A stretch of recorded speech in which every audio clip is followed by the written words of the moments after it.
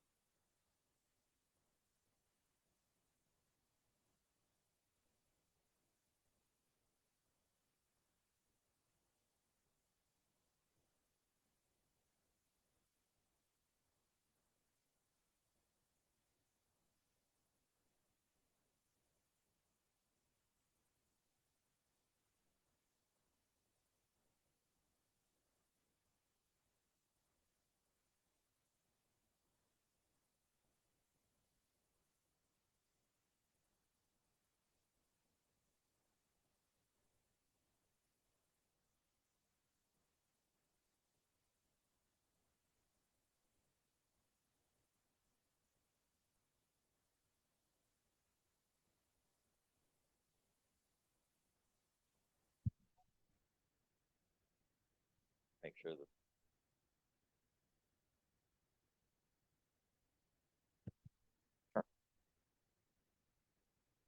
So I'm gonna take it out or put it.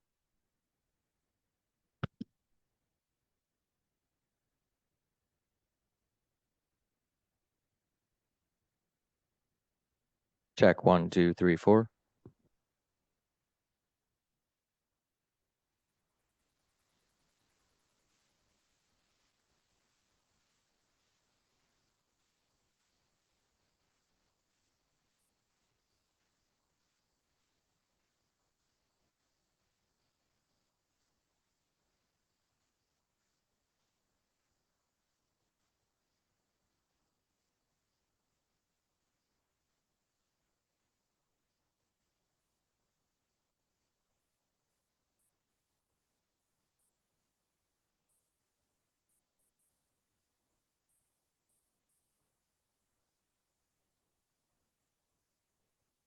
Still have it up on my phone.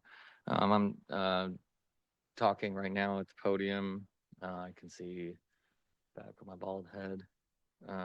Check 1, 2, 3, 4, 5, 6, 7, 8, 9, 10. 1, 2, 3, 4, 5, 6, 7, 8, 9, 10. Speaking from the podium.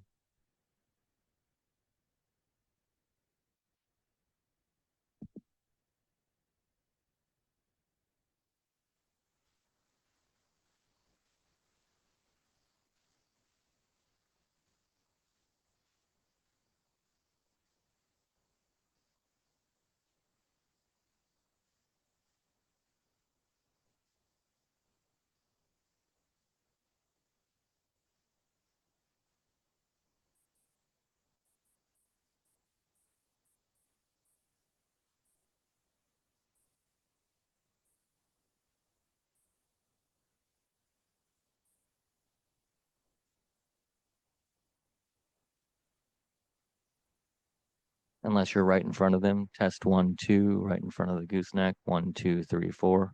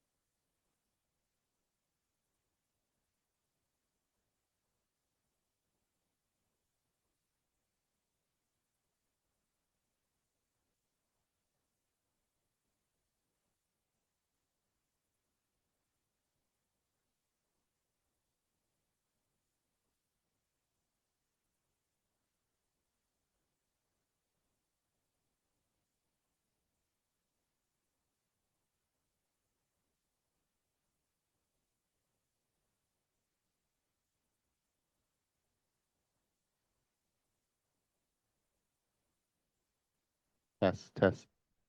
Yeah, see, I'd have to really get in there.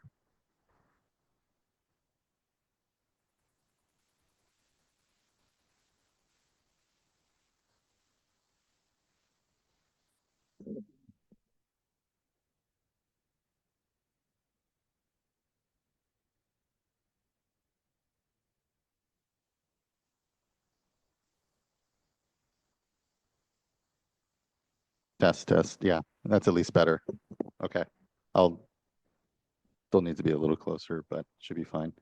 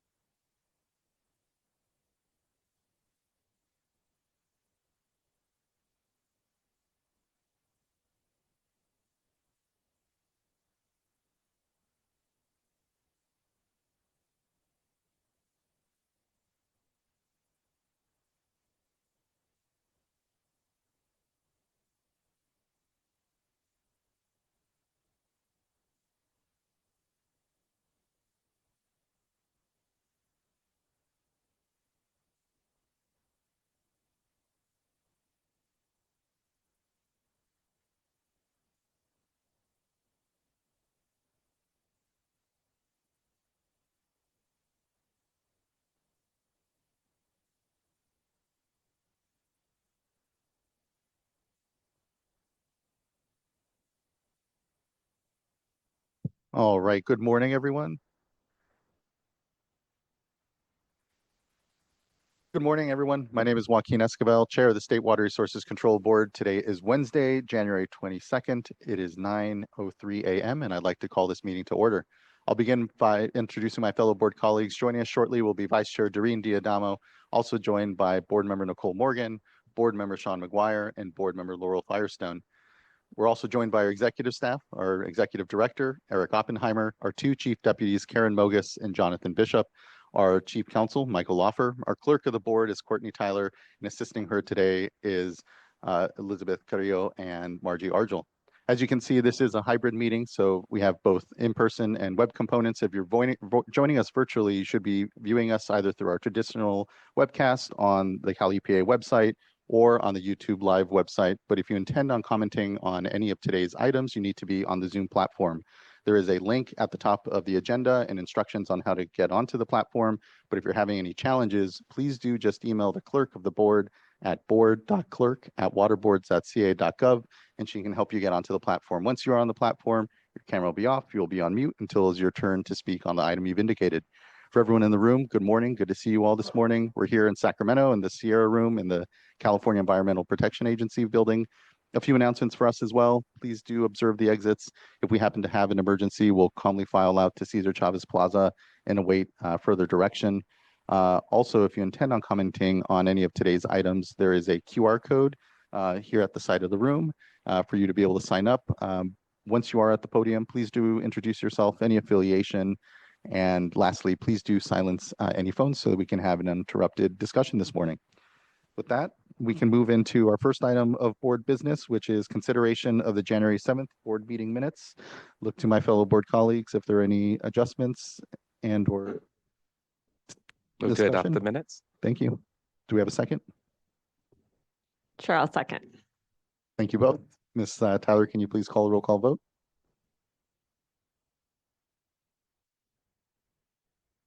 Board Member McGuire, Aye. Board Member Firestone, Aye. Board Member Morgan, Aye. and Chair Escobar. Aye. Thank you. Thank you as well. Board meeting minutes are adopted. And it brings us to our uncontested item.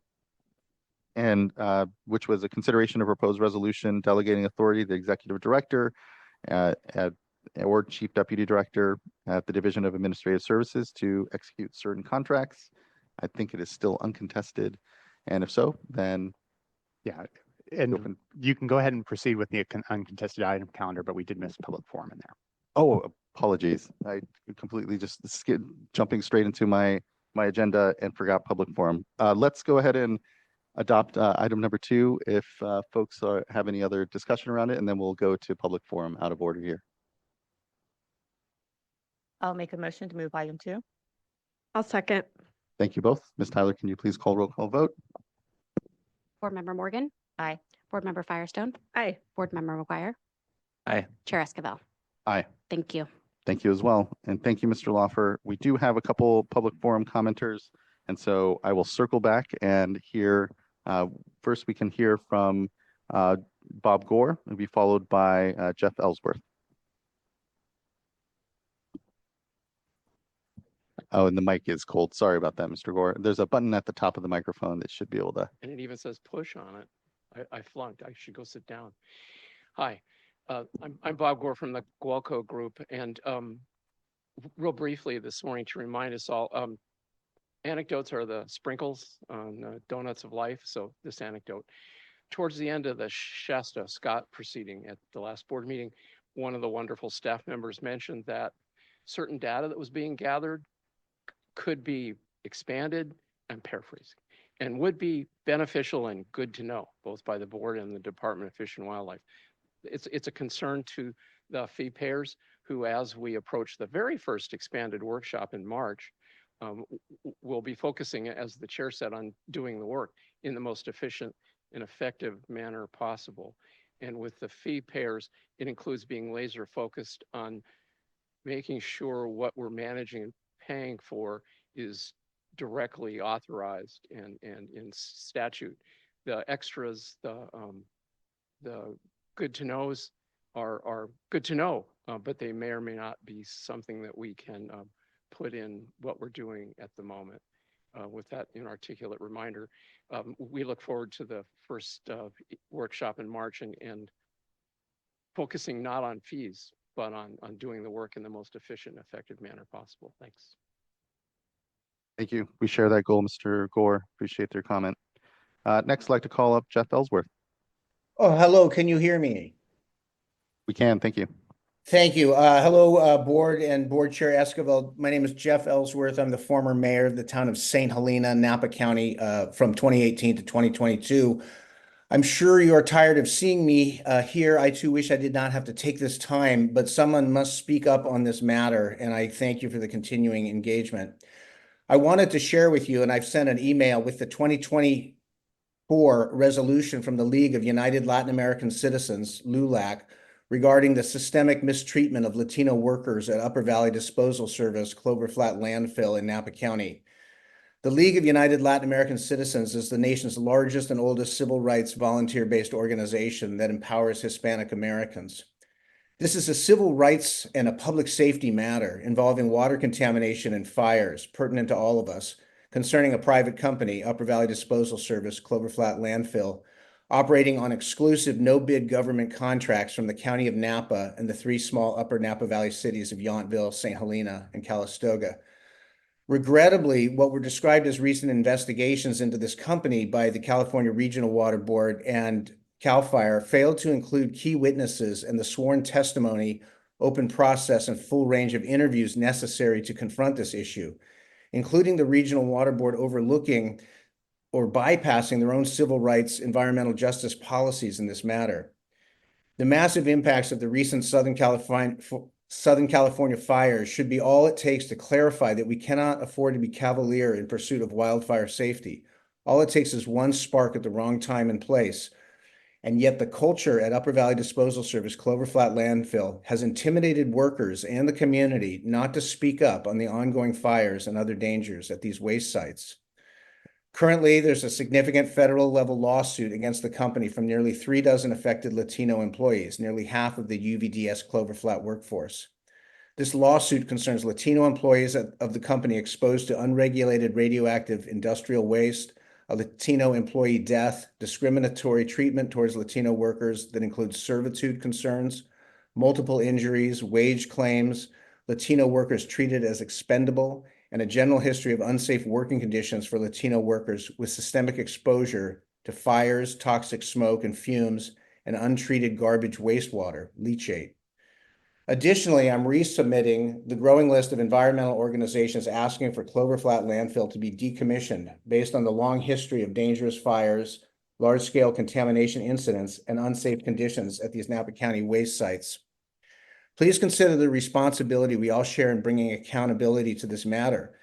In matters of civil rights and the mistreatment of these Latino workers, I think it more appropriate now than ever to share the quote attributed to the German pastor Martin Niemöller in the aftermath of World War II. First, they came for the socialists, and I did not speak out because I was not a socialist. Then they came for the trade unionists, and I did not speak out because I was not a trade unionist. Then they came for the Jews, and I did not speak out because I was not a Jew. Then they came for me, and there was no one left to speak for me. End quote. Regrettably, elected officials and public agencies on the local and state level with jurisdiction in this matter are still failing to acknowledge and account for the systemic racial inequities allowed to persist over decades at these Napa County waste operations that also lead to massive public safety risks, including from wildfire, such as what occurred with the glass fire of 2020, igniting the substantial toxic fuel load at the Clover Flat landfill facility in a high wildfire risk area. The threat, risk, and lack of accountability continue to this day. Public hearings with sworn testimony are needed to bring this matter to a just conclusion. With the support of the League of United Latin American Citizens and other organizations, we will keep pushing forward for this to occur. I thank you. Thank you, Mr. Ellsworth. I appreciate your continued advocacy here and coming before the board and updating on the work that you're doing here. So much appreciated. Thank you. I appreciate it. Thank you. All right. Apologies for that. Skipping public forum, and appreciate our public forum commenters. With that, we come back to our regular business, and we are now on item number 3, which is an item from our Division of Financial Assistance regarding amendment to the Administrator Policy Handbook. I'd like to call up folks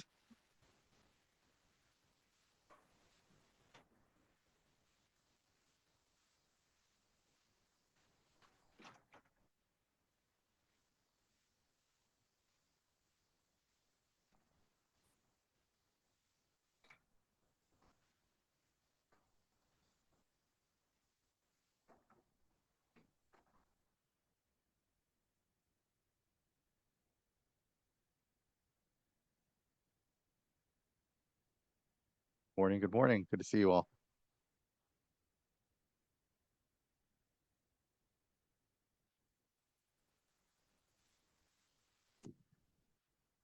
You might need to bring the mic a bit closer. I think those kind of using one That- myself. Yeah. Pick me up there. Yeah.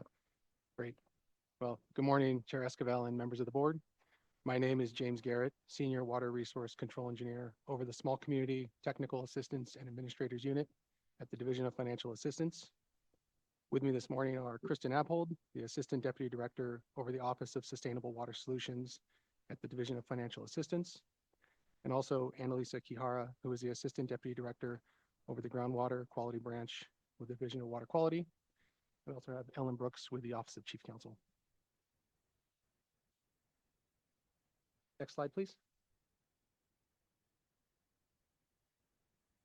So today's item is considering approval of a resolution to amend the existing Administrator Policy Handbook to incorporate provisions pursuant to Assembly Bill 805 for the appointment of administrators to inadequate sewer services.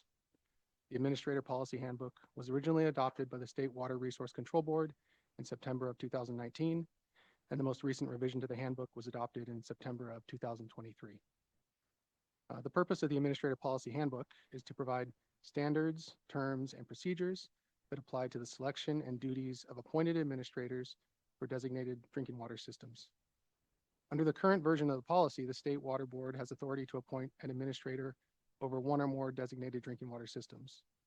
Once appointed, that administrator is required to accept, that drinking water system is required to accept from the administrator administrative, technical, operational, and/or managerial services, including full management and control of all aspects of the designated water system. The administrator can also provide full oversight of construction or development projects related to a consolidation or extension of service. This can include accepting loan and grants issued by the State Water Board and entering into contracts on behalf of the designated water system. And so this map to the right on the screen here is just to show you the current administrator appointments that we have throughout the state. To date, the Water Board has designated 16 drinking water systems as being in need of an administrator. We have currently provided funding for 15 drinking water system administrators, and we are now in the process of executing funding for the 16th.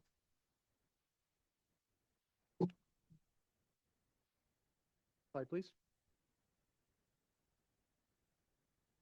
With the passage of Assembly Bill 805, which was signed by the governor and filed with the Secretary of State on September 24th, 2024, the State Water Board is authorized until January 1st, 2029 to require a designated sewer system to contract with an administrator designated by the State Water Board. Similar to drinking water administrators, the sewer system administrator will provide administrative, technical, operational, legal, or managerial services to assist a designated sewer system with the delivery of adequate sewer service. Assembly Bill 805 provides limited and temporary authority to appoint an administrator to a designated sewer system while the wastewater needs assessment is being conducted. So amendments and additions to the Water Code, specifically sections 13288, 13442, and 13289.5, require that criteria for finding that a sewer service is inadequate and that the process for determining that a sewer system administrator is no longer needed must be added to the Administrator Policy Handbook. AB 805 also authorizes use of monies that are in the State Water Pollution Cleanup and Abatement Account to provide grants to administrators of sewer systems for these specific uses. The amendments to these water code sections require that the Administrator Policy Handbook be updated to incorporate new criteria and processes so that the State Water Board can begin the process of appointing an administrator over a designated sewer system.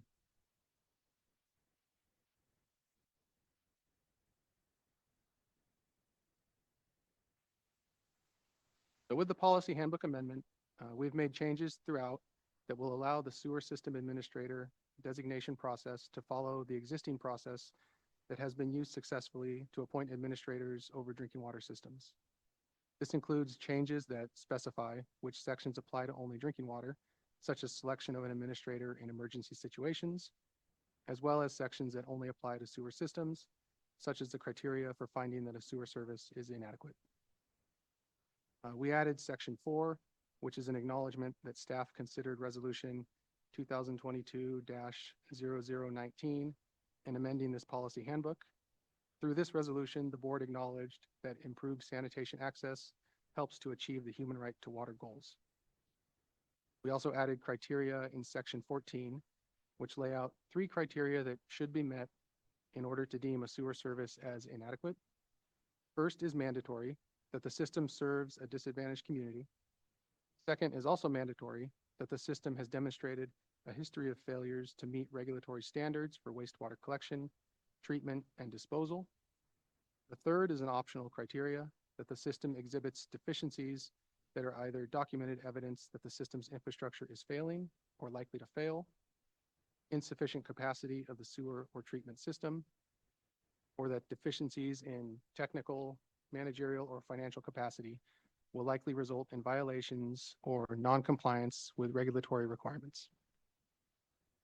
We also added in section 15 the processes that allows the state water board to determine that an administrator is no longer needed. In cases where a sewer system consolidation may have been completed, or if a determination is made that the system is back in compliance or has the ability to bring itself back into compliance.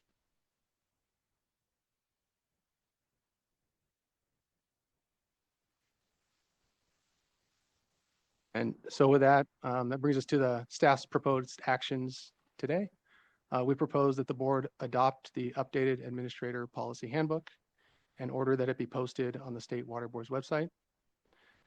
We're also proposing that the board authorize that the executive director or his designee to perform all acts and to do all things necessary and convenient to facilitate the implementation of the State Water Board's authorities under Water Code Section 13289.5.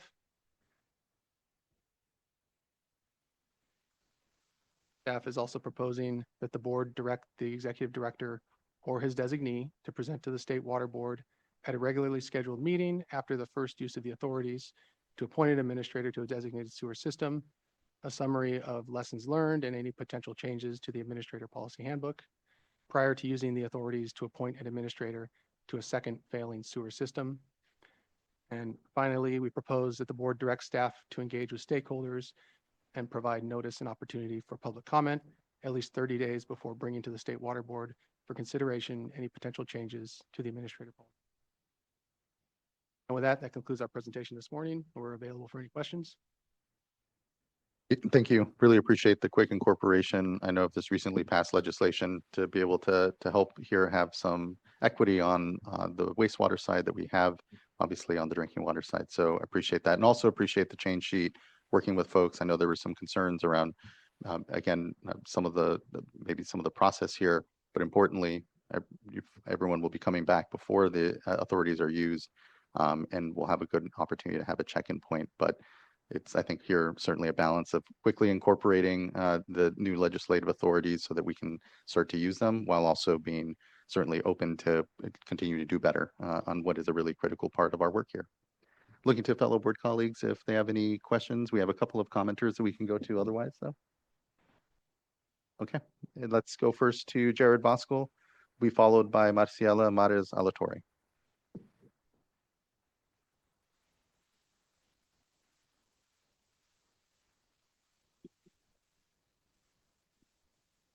Hi, good morning. Good to see you, board chair and members. Jared Voskuil on behalf of CASA, the California Association of Sanitation Agencies.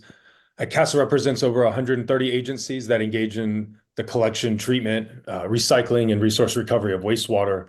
And oftentimes our member agencies will be included in the work that's being discussed more broadly with this administrator handbook, as well as with issues in Senate Bill 1215 and AB 805. Just a few brief comments this morning. First, a thank you to staff for their swift connecting with us to talk about this process, kind of where it was coming from so quickly, and introducing red lines without really having any comment period or otherwise. And hearing that concern, they very quickly pivoted to provide for the execution of this authority just in this first time instance, and then going back for a real formal process and lessons learned. That was satisfactory to us, but we had to get there, and getting there it was a bit of a tough proposition with the timing and hearing the context for the East Rossi community. We were sympathetic to that and understood the need, and so we're glad to work with staff through that. A couple of substantive comments. I think that maybe it's not going to happen today, but I do want to note the definition of administrator in Assembly Bill 805 is defined as meaning a person whom the state board has determined is competent and willing to perform. That willingness, I think, is really integral to how this goes forward. And so in terms of those minimum qualifications that are in the handbook, we definitely think willing should be put in there so that it reflects the statutory code. And then also in terms of some of the other language in legislation, how it was kind of translated into the handbook, we just encourage you all to really make sure it pairs and dot your I's and cross your T's, that there's no misinterpretation or variation in what the statute says and what the handbook says. But I think from kind of my understanding that through this process, we'll have another bite of the apple to really look at this. And so with that, we can go forward with your adopting this today, and we are thankful to staff for the chances later on to keep working on this. Thank you. Thank you, Mr. Voskuhl. Appreciate you working with our folks and understanding the need for some expediency here and adopting the amendments to the policy handbook, and importantly, the changes in law, but definitely open to continue to make sure we improve. So just thank you. Appreciate the engagement on it. Next, I'd like to call up Marciela Mares Altore, will be followed by Debbie Mackey. Good morning, everybody. My name is Maricela Mares Alatorre. I'm a community solutions advocate with Community Water Center in Visalia in the Central Valley. For the past 2.5 years, I've been working with residents in the East Rossi area. Consistently, people have called me seeking help for issues related to the East Rossi Community Services District. The issues range from needing assistance when raw sewage seeps into their yards and patios, and the district is not responsive, to requesting assistance with correct accounting on their wastewater bills. The need is so great for correct accounting that I regularly accompany several residents to the EOCSD office to witness their bill pay so that they're not overcharged from month to month. So for several months last year, the office was closed from July to December, leaving residents with little recourse when they needed their wastewater issues addressed. Furthermore, no bills were issued to residents during this time. So now that the office is opened up again, residents are receiving huge bills because they didn't accept bills that were mailed in. So they let all those bills accumulate for almost 6 months, and most of them that are being issued are incorrect anyway. So currently I'm working with a resident with 5 children who has to keep her septic tank uncovered so that they can manually unplug it so that her family can use the facilities. And they've let the district know, and they've done nothing. There's another elderly resident who can only use her toilet for urination because she cannot flush due to her septic tank being completely full. She has to go to a neighbor's house for her other needs, and this has been going on for over a month. She's scared to ask for help from the district. One, because they're often closed or unresponsive to calls anyway. They're only open 1 day per week right now, as is. 2, because she's afraid of retaliation from the staff person at the office who's really abusive. This staff has been abusive to community members for years, including threatening community members with ICE if they don't pay their bill immediately, whether it's right or wrong. She's abusive to the community with little to no oversight, and exacerbating the situation is the fact that East Rossi Community Services District Board has not met since October of 2023. There has been no oversight because they can't pull together a meeting since then. Again, there's very little recourse for residents experiencing issues with their wastewater. People shouldn't live this way. They shouldn't have raw sewage seeping into their yards, that's the bare minimum, I think. East Rossi is in need of a competent wastewater administrator who will be responsive when residents have these issues. Additionally, they need an administrator who will have correct accounting so that residents are not overcharged and financially abused. The community of East Arosi is desperately in need of a competent administrator, so I urge you to move forward with the handbook so that this transfer can happen immediately and provide some relief to these community members that have waited for so long. Thank you. Thank you, Ms. Matas Alator. Really appreciate your advocacy here, joining this discussion, but importantly, continuing to advocate for the community and their needs here. So thank you, much appreciated. Next, I'd like to call up Debbie Mackey, will be followed by Jahari Garcia.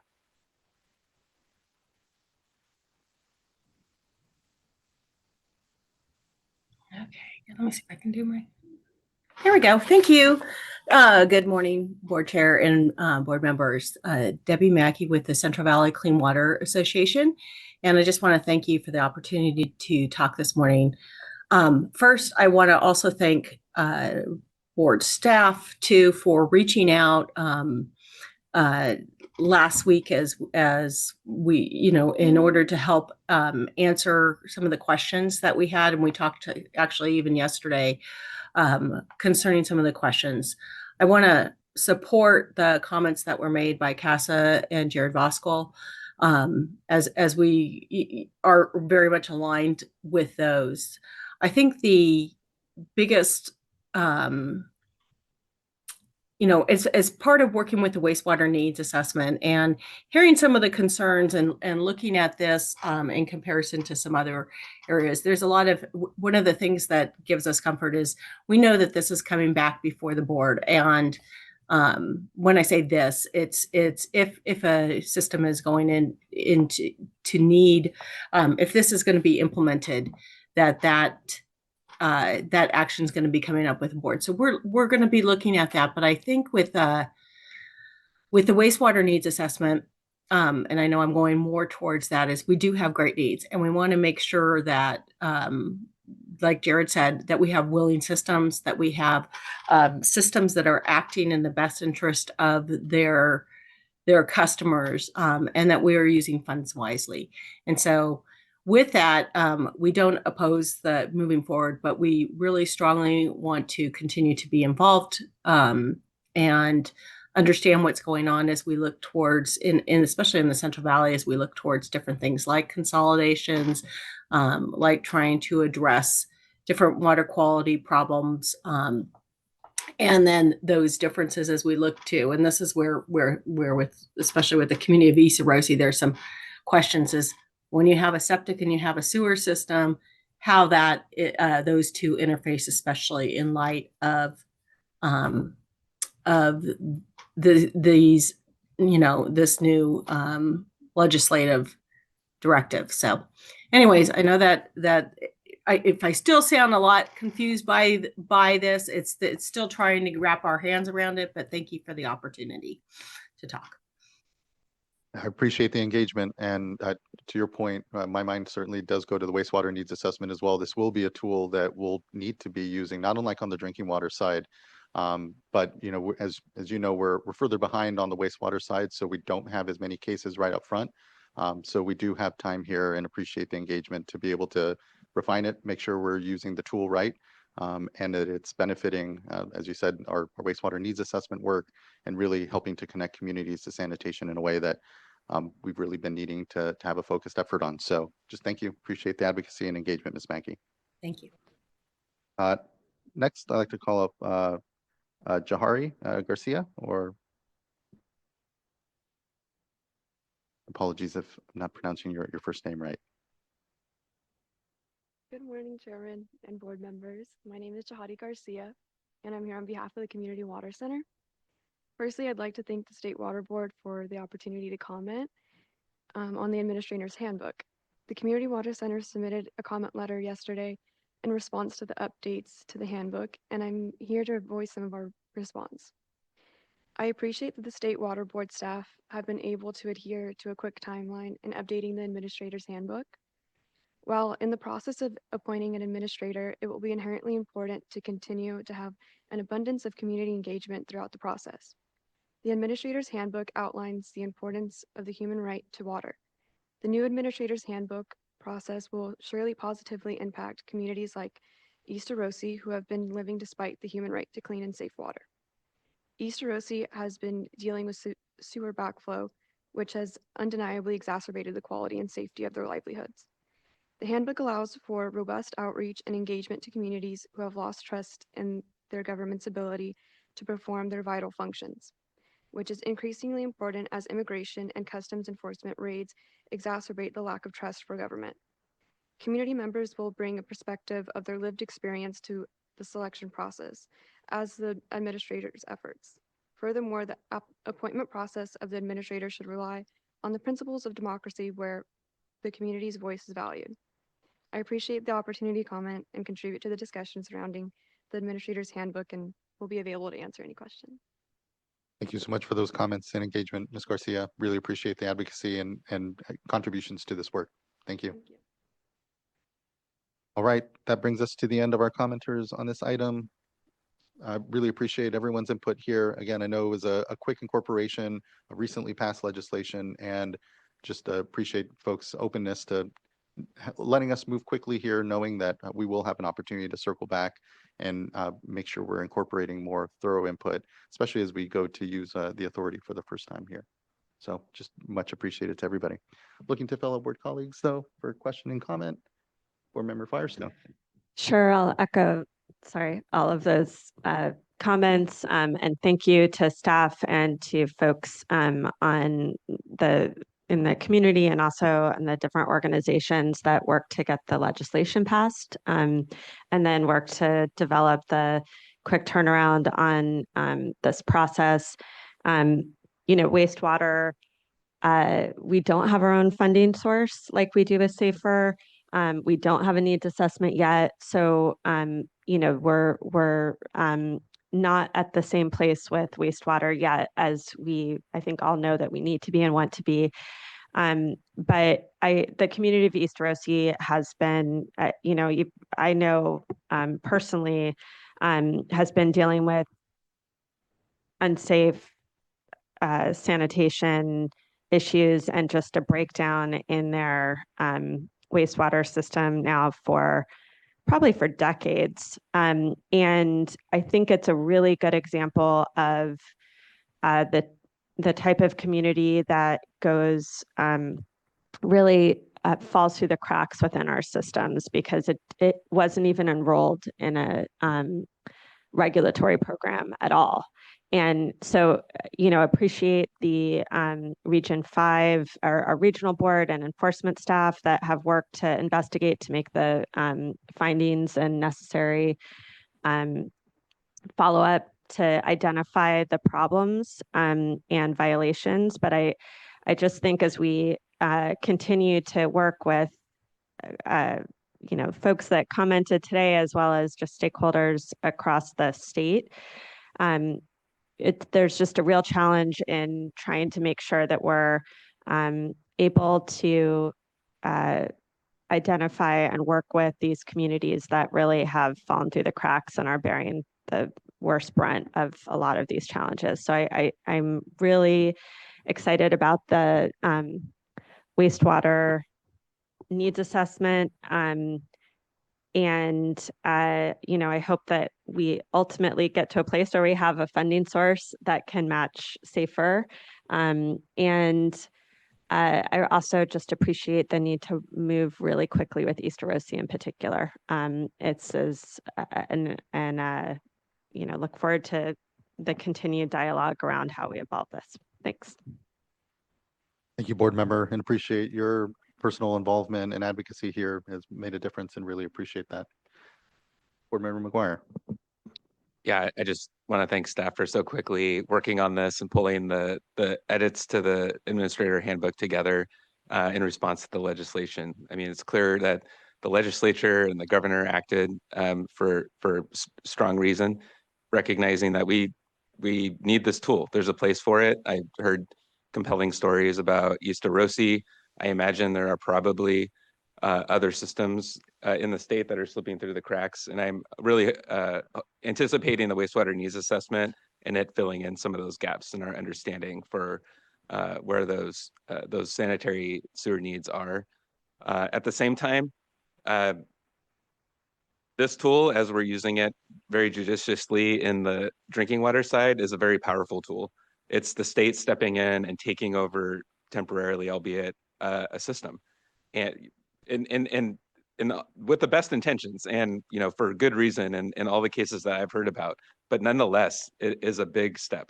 It's a big deal, and so while I appreciate the urgency that's behind this initial effort, I also appreciate the care that's being provided to allow for additional public discussion about the administrator process. I don't think that the wastewater systems that could be affected by this, maybe this was on their radar, that this is brand new legislation that just came out. There's a lot happening in this space. So I appreciate that there will be more opportunities for input and engagement in terms of what this process should look like, and that there's also going to be opportunities to weigh each of these decisions as they come up. I think both those steps are important for different reasons. So just thank you for that. I think with those changes, it has added to my comfort in moving forward. I was feeling a little bit rushed in terms of the process.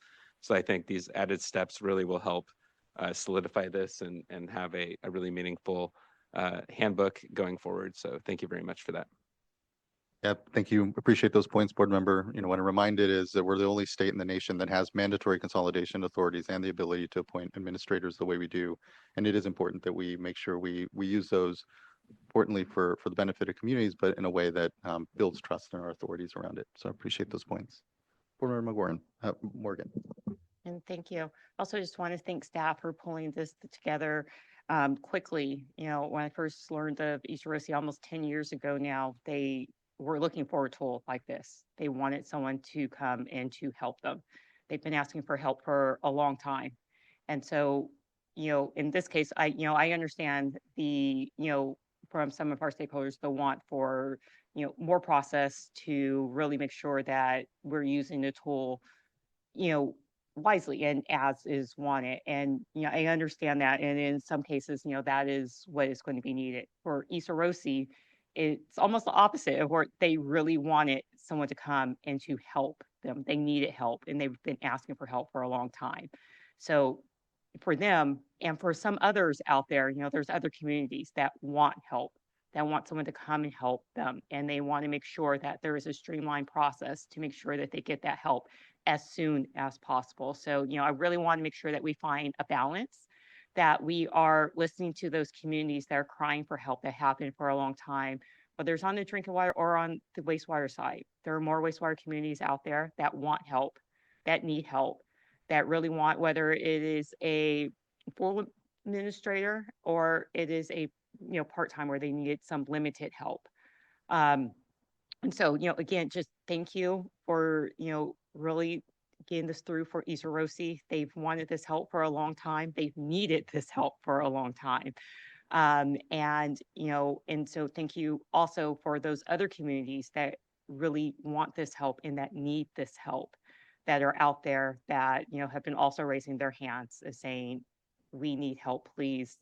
Is there someone who can? Because these communities, they have complete failing systems. These systems is not only impacting their health and their daily lives, where sewage is it's surfacing, it's impacting their drinking water supplies, and we need, again, just we really need to have a tool that works for repairing the those that have been underserved historically, and making sure that we can get in as efficiently and as effectively to help them and bring the expertise and the resources to them to correct those wrongs. So again, thank you. And if there are no other comments, I'm more than happy to make a motion to move this item. For that, and thank you for your advocacy, especially in the wastewater side and the needs assessment. Board member, just looking to Vice Chair, no comment, then I think we are prepared. Okay, I am happy to make a motion for item 3. And just to clarify, that's with the change sheet. Yes, with the change sheet. I'll you. second. Thank you both. Ms. Tyler, can you please call the roll call vote? Board Member Morgan, Aye.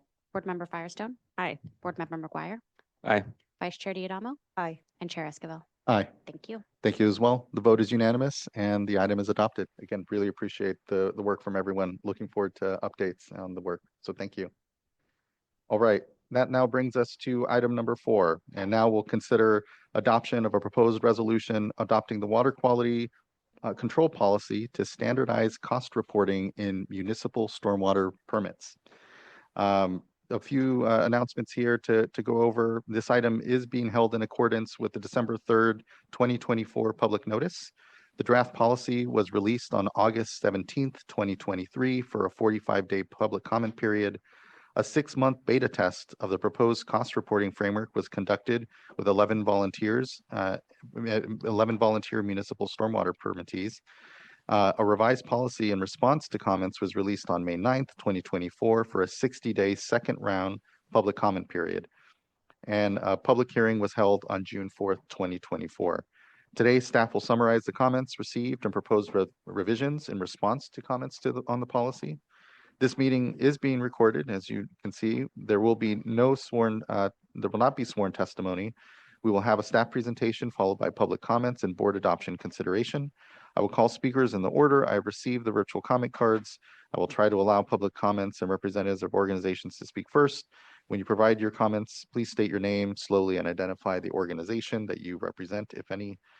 And time limits shouldn't be necessary. We have plenty of time here.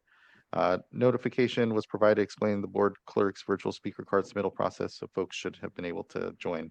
I'll now turn it over to Ms. Amanda McGee with the Division of Water Quality to proceed with the staff presentation, introduce the rest of the team. Good to see you this morning. Thank you. Thank you, Chair Esquivel and members of the board. I'm Amanda McGee. I'm a senior engineering geologist in the Division of Water Quality, and I oversee the unit responsible for implementing the strategy to optimize resource management of stormwater, also known as storms.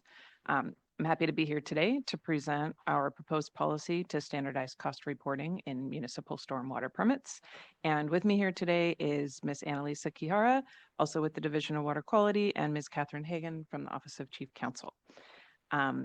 Before we begin, though, I'd like to acknowledge the years of hard work from our team, but especially the contributions of Dr. Nabila Fruz, who is truly the champion of this project and who ideally would be up here giving this presentation for me, but unfortunately for us has accepted her promotion and is no longer with the Division of Water Quality. But thank you, Dr. Fruz, who is actually here for leading this project to where we are today. We couldn't have done it without him. And he will be available to answer questions if we need to. Okay, let's move on. Next slide, please.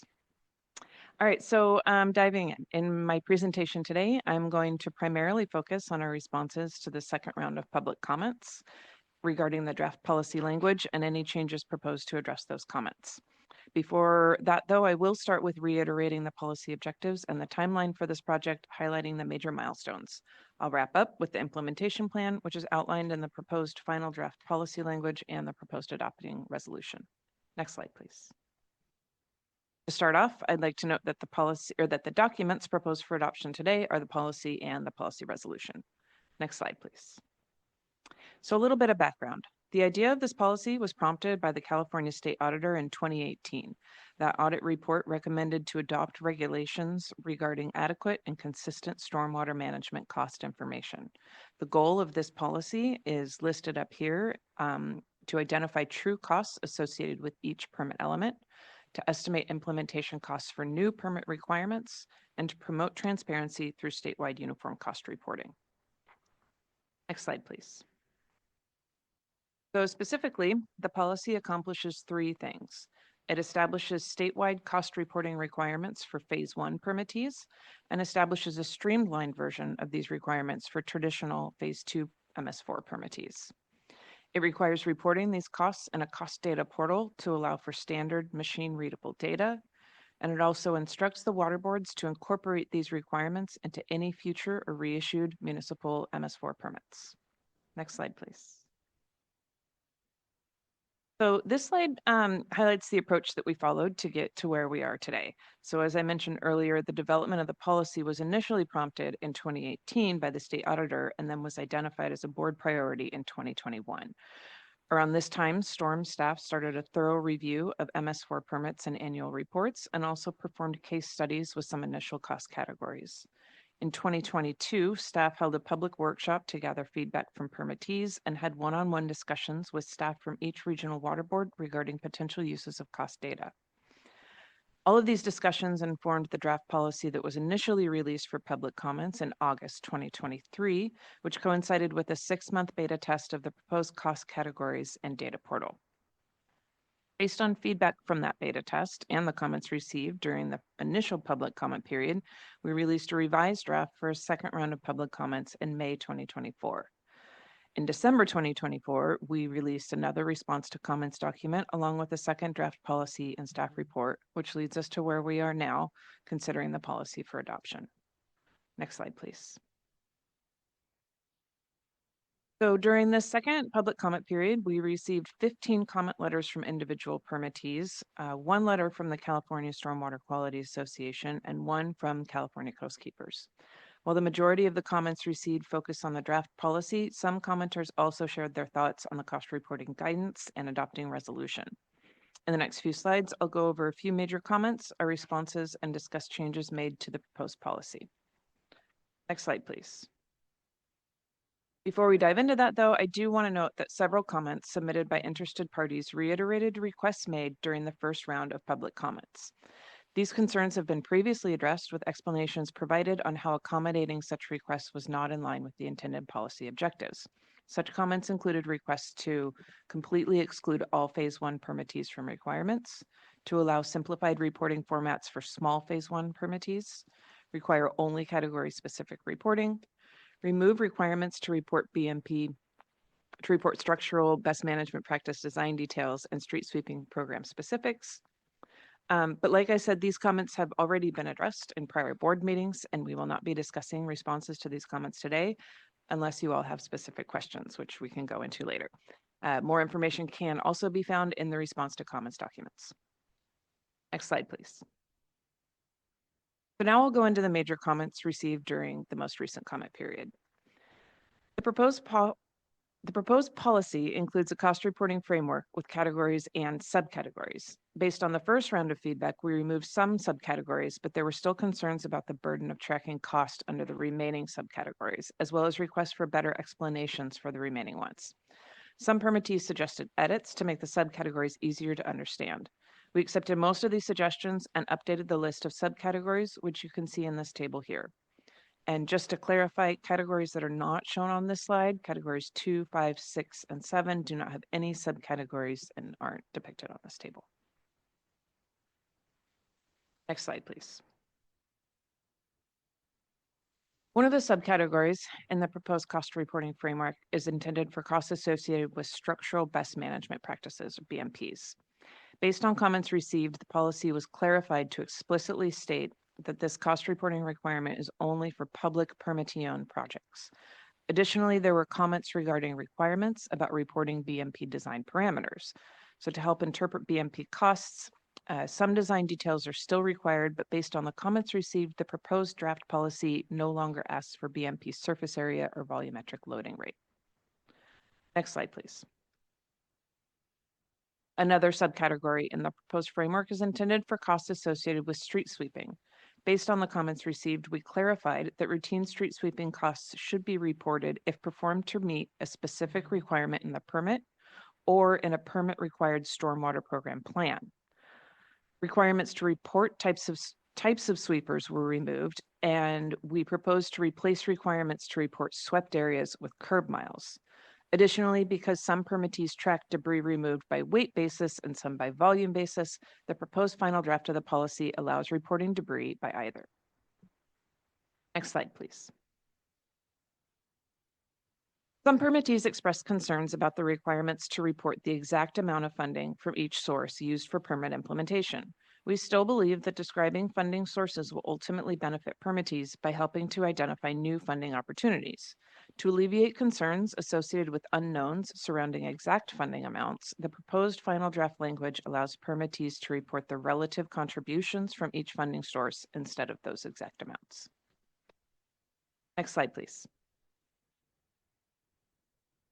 The proposed policy explicitly prohibits the use of costs of permit implementation as a surrogate for level of compliance.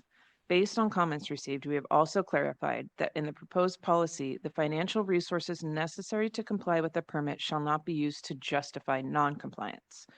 We believe that this proposed change strikes a balance between the potential uses of the cost data by both the permittees and the water boards. Next slide. Based on the feedback during the first round of public comments, we developed a cost accounting and reporting guidance document for the proposed policy. It's intended to be a living document for informational purposes only and does not establish any new requirements or interpretations of the policy or regulation. During this most recent comment period, we received a number of comments on the current draft of this guidance document. These comments have been noted and will be considered when preparing the revised version of the document after a final adopted version of the policy is available. Next slide, please. Some permittees expressed concerns that the proposed policy is an unfunded state mandate. The Commission on State Mandate has the authority to determine whether a permit requirement is an unfunded mandate. The Commission has determined that beginning in 2018, MS4 permittees have sufficient authority to raise fees to fund permit implementation costs, and as a result, permittees are not entitled to reimbursement of these costs from the state. SB 231 removes procedural obstacles for local agencies to impose stormwater fees. Next slide, please. So quite a few permittees asked for clarification regarding policy implementation process and timeline. If everything goes as planned, we estimate that fiscal year 26-27 will be the first reporting year that permittees would need to use the cost reporting framework proposed in the policy. So cost tracking would start on July 1st, 2026, and reports would be due in late 2027. Permittees also asked about the plan for transitioning into the new reporting system. The mechanism we propose is an issuance of Water Code 13383 orders. Such orders would require all Phase 1 MS4 permittees to report costs of implementing their permits consistent with the proposed policy. Reporting requirements for traditional Phase 2 permittees would be incorporated into the statewide Phase 2 permit upon reissuance.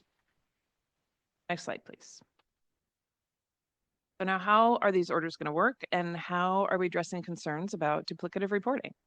So based on our review, permittees from 6 regional boards can comply with a 13383 order with no additional burden.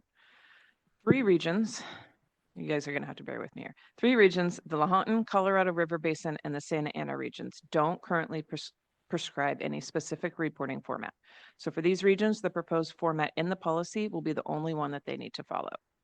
Permittees from North Coast, Central Valley, and San Diego regions are in a similar position. These permits do mention some specific categories for cost reporting, but they're already subsets of what's in the proposed policy. So for example, the Central Valley MS4 permit asks for broad operation and maintenance costs. The proposed framework covers that.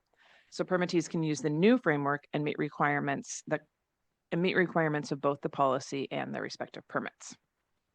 Now, the San Francisco, Central Coast, and Los Angeles regions are where we see potential challenges. While there are strong similarities in the cost reporting requirements for these regions, the formats are not identical. That means the proposed framework alone won't fully meet their permit needs unless regional boards take regulatory action to align with the policy. So for these regions, we plan to issue region-specific 13383 orders, which will include crosswalk tables intended to map permit-specific requirements to the new framework. The goal is to reduce the burden of preparing 2 separate reports and to streamline the process for the permittees. We're confident that the crosswalk will be helpful as there are high similarities between the proposed format and the existing permit requirements. Next slide, please. Multiple comments requested to include language into the policy or adopting resolution that commits to a future review of the policy. California Water Code Section 13143 requires the Water Board to periodically review all state policy for water control and to revise if necessary. Therefore, it's not required to include specific language in this policy to make a commitment for future review of the policy or the guidance document. However, to ensure the review takes place in a reasonable timeframe, the adopting resolution includes language that requires staff to conduct a review of the policy after collecting 5 years worth of data. Such review would include an assessment on the lessons learned from policy implementation, and the findings may be presented to the board for any recommendations for amendments to the policy. Next slide, please. So what are the next steps in this process? Assuming the policy is adopted as proposed today, we plan to work with permittees over the next few months to develop a revised cost reporting guidance, which will then be reviewed annually and amended as necessary. We will also begin issuing Water Code 13383 orders later this year. In early 2026, we will open the cost data portal for registration. The first required reporting period, again, is anticipated to be fiscal year 26-27, and the cost data reports will be due in late 2027, concurrent with permittees' annual reports. Next slide, please. As noted earlier, staff recommends adoption of the water quality control policy for standardized cost reporting and municipal stormwater permits and the associated policy resolution. Next slide. And with that, my presentation is complete. Thank you again for your time today, and I'm happy to answer any questions. Well, thank you as well. I just appreciate everyone's work on this. I know it has been a lot of back and forth, a lot of work these last years on this, and just very appreciative of the time everyone's really put into this to make it as best a policy and document as we can have, so that we can really now move forward and be able to be better asking questions and understanding the costs that are being borne on the permittees, but importantly, how we can fund better this work and these projects. So just thank you. Really appreciate, again, everyone's contributions to what has been a very thorough document here. Looking to fellow board colleagues, if off the bat they have any questions or comments. We have a few commenters here that we can go to, though. Okay, seeing none, let's first go to our first commenter, who will be Sean Bothwell.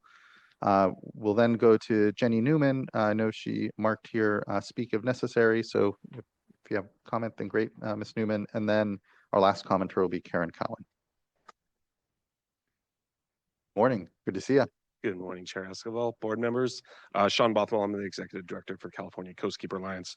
I want to start off again, I've said this before, but your staff did an excellent job of being very thoughtful, balancing, we really wanted more detail in what's being reported, but we understand that that also raises the cost of then reporting that. So I think your staff did a very good job of balancing that and being very thoughtful about our comments and other people's comments as well. A lot of good things that were changed that I appreciate, and I'll flag those. One, I'll start off with just a point of clarification, which was mentioned in the report, but section 535, which is the reporting on where the funding is coming from. I have a question and then a comment. The question is, so the second sentence there talks about tracking the sources of funds and what it's allocated to.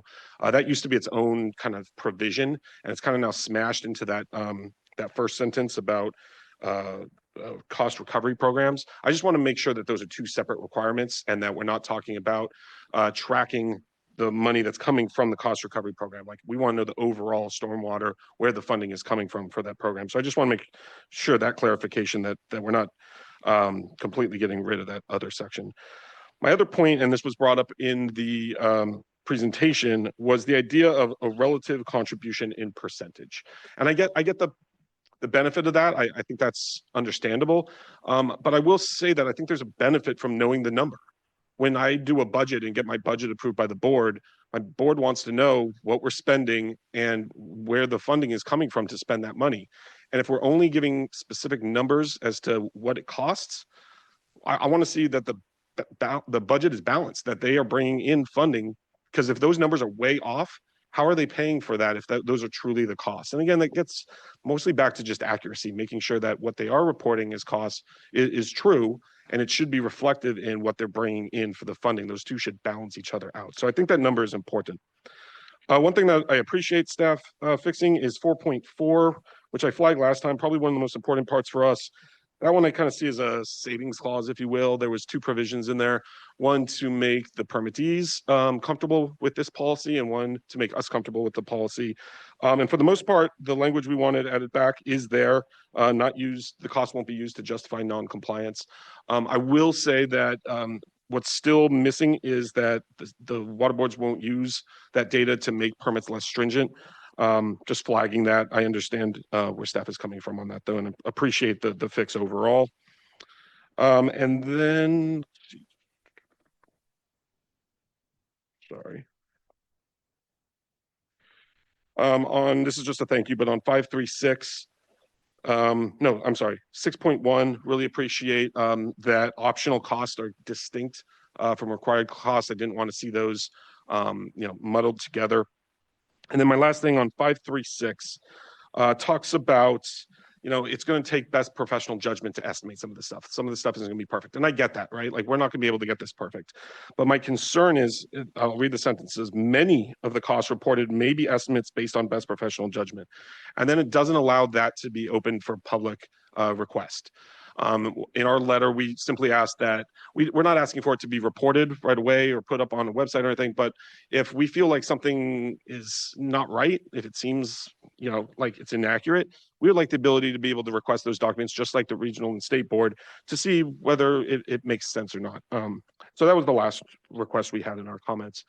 I'll just close by saying we are really looking forward to the next phase of this. It sounds maybe counterintuitive, but we really do want to work with the water boards and the permittees to make permits more streamlined. We want folks focused on putting things in the ground to improve water quality. We don't want, this burdensome of reporting that's not necessary. And I said this before, I'll say it again. The water board shouldn't be asking for reporting that they don't have the resources to read or evaluate or even look at. And so that's the type of stuff I would be comfortable working with, the water boards and permittees to get rid of if it doesn't make sense, if it's not improving water quality. But I will say that's really gonna be based on the MS4s accurately taking this seriously and accurately reporting their data. If they go back to, overblowing the numbers, I'm not gonna have faith in the data that's collected and then feel uncomfortable changing permits or, streamlining permits based on that data. So I really hope that this, it's tough. Like, this has been a tough thing to figure out, making sure we're getting all the right data and what detail. But I really hope this does work out so that we have confidence in the numbers and we can move forward with that next step of really improving permits. So really appreciate it. And thank you guys for your time. Thank you. Really appreciate those points. Don't know, Ms. McGee, if there's anything you heard from Mr. Bothwell on the clarification points that you wanted to bring up, but Yeah, can I clarify? please. So Mr. Bothwell mentioned on 535 how the numbers for the input tracking the portions of permit implementation costs recuperated by a cost recovery program, those are separate from the sources of funds. And so we will still have a line item specifically for costs that funds coming in through a cost recovery program. So yeah, I want to just clarify on that one. Thank you. Really appreciate that. And thank you again, Mr. Bothwell. Really just appreciate your contributions in all this and helping us strike that right balance. I agree. I think the right balance was struck. Now it's really about implementation. And from there, we can certainly make sure we're incorporating or you're streamlining if we're finding that there's that opportunity. But just getting to the reporting part here and seeing what we start to get from folks, I think will be really illuminating there. So thank you. Really appreciate it, Mr. Bothwell. Next, we'll go to Karen Cowan and then Jenny Newman. I believe Ms. Cowan is joined on the platform and appreciate the flexibility. I know you have a board meeting going on right now as well. So thanks for joining us. Good to see you. Thank you. I think Chair Esquivel, you might have given my testimony, so I should probably just say thanks and and click out. But since I'm here, I do really want to start by saying thank you to everybody. This has been a lot of effort by a lot of people to go from a concept of, hey, I think we really need this, and what does that look like, to getting to the policy before you today for adoption. So thank you to the board members. Thank you to the staff, particularly Amanda McGee, who put in so much work here to get us here. Also to the permittees who did a lot of the legwork to kind of kick the tires through this process and the beta testing. I think that was like a really very, very informative process for everyone. So just a holistic across the board, a thank you to everybody. And again, I think we're all in the same boat. We're ready to go. We're ready to implement and help and support people. And one of the first things we'll be doing as Casco is coming up with a tool to help everybody. So that way, whatever data they have in their systems, so they can have something to help them get it into the version to upload into the state portal, so people aren't having to recreate that wheel over and over again. And if we can, lower that bar and take that burden off of folks, we're happy to do so. So that's it for me. Just a thank you to everybody for getting us to where we are today. Huge thanks back, and I just appreciate the work you're doing to help make it easy for folks to report. I think there's a lot of low-hanging fruit ultimately given, and here I know there's a lot of different systems that the permittees have, so it's not always easy to make the tools that are widely applicable, but the ability for systems to better manage some of this reporting work. So thanks for creating that tool. Thanks for being a continued partner, and thanks for your leadership in helping us get across the finish line here and working with your members. So it's seen, the leadership is definitely seen and much appreciated, Ms. Cowan. All right, thank you. Thank you. All right, next, Jenny Newman, Ms. Newman, I don't know if, I know you were marked to speak as necessary. I don't know if maybe there was a comment still yet that you wanted to make though. No, thank you, Chair Esquivel. I just registered and filled out a speaker card if you had any specific questions. But I would take this opportunity to commend the Storms team for excellent work and thank them for working with all the regions to make sure all of our concerns and issues were addressed. Thank you for that, and acknowledgement back to the regions here. You all, especially in the LA region, have done a lot. You're at the bleeding edge of so many of these permits and work, and just appreciate that leadership. So thank you for being here, Ms. Newman, and thank you for the support. All right, that brings us to the end of our commenters. Looking to fellow board colleagues if they have question, comment. Vice Chair, please. I just want to take this as an opportunity to thank everyone. I know that that's what we've already heard so much of this morning, but I wanted to chime in because I think that this has taken, a little more time than what we all would have liked, but that extra time has been useful. And, to come here today and really not to hear of any red flags, just really appreciate it. And I really appreciate the tone of all the stakeholders that have been involved in this, looking for a way to get to yes, rather than picking things apart, and just saying, what wouldn't work. So thank you for your commitment, and hopefully the best is yet to come when, we start to receive the information and get an opportunity to make better sense of what the actual costs are. I really appreciate, Mr. Bothwell, what you're saying. You want to be able to have trust in those numbers. We do too, because then the next challenge comes, and that is what steps can we and regional boards take in order to provide for greater streamlined opportunities. So thank you for that, and look forward to one of the questions that I did have. I just quickly looked at the resolution and didn't have an opportunity to look at it closely. Is there a report back? I'm sorry. A what? report back to us, and at some point. So I don't think we specifically had a timeline for a report. In the resolution, it does indicate that we will be reviewing the data and after a 5-year period and evaluating the policy itself. But no, we don't have in here a report. I'm just thinking that before 5 years, not just to take a look at changing the policy, but maybe a check at some point within a year or two to just see, how is this program working, and what's come of it so far, in terms of any additional assistance with permitting that's underway. Yeah, I think that sounds good. I think we can commit to that. Yeah, an info item after a year or two. Yeah, I really appreciate that recommendation, Vice Chair. I think that would be great, just to hear how, what compliance is looking like, who's reporting, who's not, and any initial data that we're getting through that might be helpful to kind of pick apart. But I think it'd be great, especially all this effort these last years done on getting this right. I think it's worth kind of circling back early on to make sure we're understanding how things are going on implementation. So appreciate that, Vice Chair, and here on all your comments. Board Member McGuire. Yeah, ditto to all the great comments that have already been made. I think the process is a great example of working through with stakeholders through a collaborative approach to work out the kinks. in what's a complicated system. We've got a lot of different permits. It's a big state, lots of reporting entities. They all have their own funding programs and local jurisdictions and governments that weigh into that decision-making process on their own. So it's a complicated mechanism, especially stormwater. And so thank you for working through that, because I think we've landed at a place that works. And I am, just like everyone else, excited to see the information as it comes up. I'm a little disappointed it's another year out, but that's all right. And I'll say that because we spend a lot of time talking and thinking about cost of compliance in all of our programs. I mean, we're mostly a fee-based organization. It's not always a direct apples to apples comparison when we're making those types of water quality protection decisions, but cost is a factor.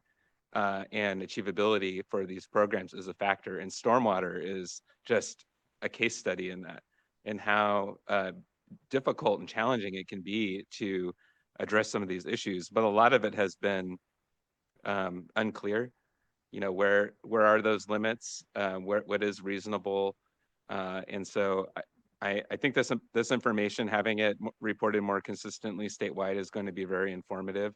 And I also think it can be instructional for other programs that we have at the state board as well in the long run. I think this can be the start of perhaps, hopefully, something that can be a useful tool to inform different decisions as we go forward in the future.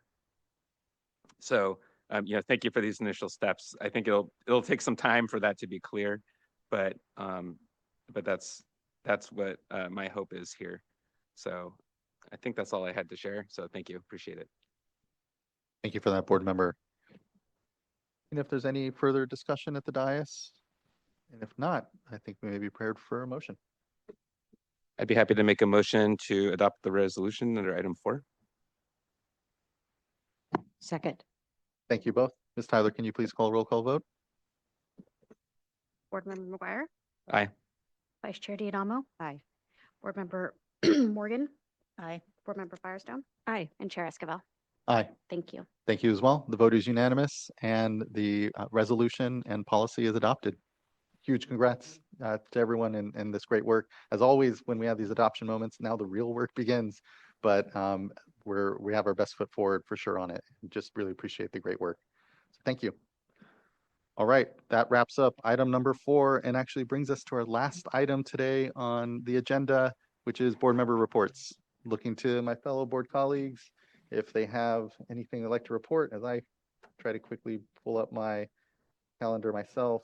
Yeah. Last Friday, I had the honor of attending South Mesa's ribbon cutting. It was just 11 months after the groundbreaking, so that's pretty awesome. And so it is just I shouldn't say just, but the water board provided I believe it was $10.2 million grant for the water system. And it consisted of a new well and some distribution mains to upgrade aging infrastructure. That there was just I'm going to say kind of the kickoff of a larger regional project. And so the start of that made the neighboring systems, they all just started talking and saying, hey, you know, we have a real opportunity here to do more. And so they really started taking a look, and they included, you know, there's a new tank that's involved. They're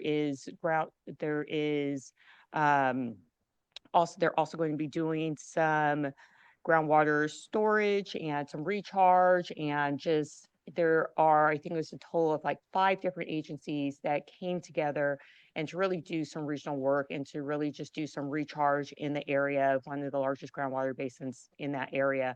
And so it really ended up being this collaboration and really looking at how they can all come together, work together, and to do this larger project that is going to benefit the region. And so it's really cool, really amazing just to see how they all just look at how can we all benefit from this, I'm going to call it a relatively small project, to how they can come together and just do more. And just, it was really just neat being down there. You know, unfortunately, you know, there are the fires that are in the area, And they also just talked about how they're also looking towards their neighbors and the other mutuals that are there and how they can also reach out and do more for the larger area. And so it just really a neat group of people and just how they look at water and not just their system, but how they look at water in the within the region and how they all can just jump in, help, and they say, the mayor was there and she said, I keep saying this is not just every day, and you need to really promote more of what you do. And they all just get up and there's like, no, this is what we're supposed to do. This is, it is something that is every day and what we're supposed to do. And she's like, this is bigger. I need you guys to promote what you do and show, that this is really more into collaboration and be leaders. And they're just really humble. And so it's a really cool group of people. And I was really honored just to be able to be there 11 months after the groundbreaking, just to really see everything come together and move forward. And while I was there, also just got to check in on a septic to sewer project that had just started when I was there last, and see just the progress that had been made there. A lot of just knocking on doors, going around and getting the word out of that project. And that's really cool too, just because, it's a defined area, and them getting out, knocking on doors, just letting those neighbors know that this project is happening. And well, the word is spreading. And so people outside of that initial footprint are now making phone calls saying, well, can I be a part of it? I want to connect too. And so that's really cool. And so they're looking at, if they can expand that project and what more can they do within that area. So that was really neat to hear and see how that word is spreading and how more want to also do septic to sewer conversion down in the areas. There's a lot of septic tanks around. And I also got to learn more about there's a Western Heights Water Company is doing a lead service line replacement. So that was also neat just to see that area and to hear about that project too, and hear about they're in the early stages, but that's also just another great project that's happening. There's a lot of good work, and they're just really looking to just do more within the county and the area, and just a lot of good work within water quality happening. So it was a good day spent. That's exciting. Thank you for representing the boards there. And it is always rewarding to be able to see a groundbreaking and then the ribbon cutting. And 11 months that's record time. I mean, that's a short time frame there. That's fantastic to be able to see that. So thank you. Really appreciate that, board member. No board member reports from vice chair.